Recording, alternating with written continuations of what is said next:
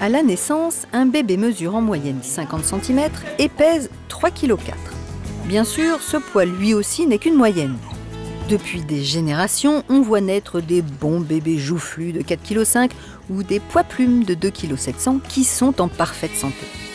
Néanmoins, dans toutes les maternités, une surveillance quotidienne est accordée à l'évolution du poids de bébé, qui commence toujours par diminuer. Explication. Un bébé perd du poids par rapport à son poids de naissance, d'une part parce qu'il n'y a plus cette continuité de nourrissage comme lorsque ce bébé était dans le ventre de sa maman, qu'il perd du méconium, ce caca qui est un peu noir, élastique, et que la nourriture revient de façon discontinue.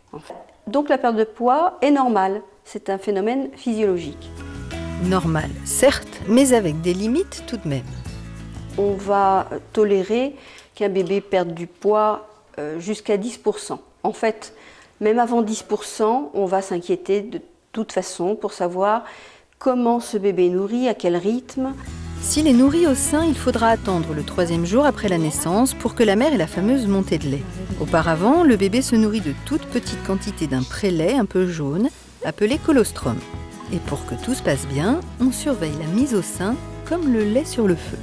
Est-ce que la phase de colostrum est encore là ou est-ce que le lait est arrivé? On observe le rythme mais aussi la façon du tété du bébé. Savoir s'il est bien positionné sur le sein, est-ce qu'il prend bien le mamelon en bouche.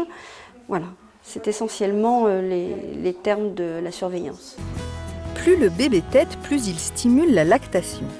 L'allaitement au sein se fera donc à la demande et en principe au 4e jour, la courbe de poids remonte.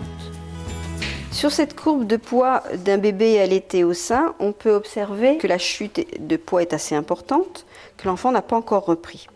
Sur cette courbe-là, l'enfant a modérément perdu pour se stabiliser et ensuite pour reprendre de façon très satisfaisante. Quand le bébé est nourri au biberon, les choses se passent un peu différemment.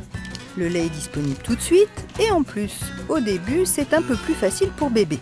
Résultat, la perte de poids est plus faible et la reprise plus rapide. La preuve par la courbe. Nous avons sous les yeux là une courbe de poids d'enfant allaité artificiellement. Vous pouvez voir que cet enfant a perdu 100 grammes le premier jour, 10 grammes le second, et qu'ensuite il a commencé à reprendre du poids. Donc il a repris ici, vous voyez, il n'a plus qu'une perte de 60 grammes et il va continuer avec une courbe ascendante normalement.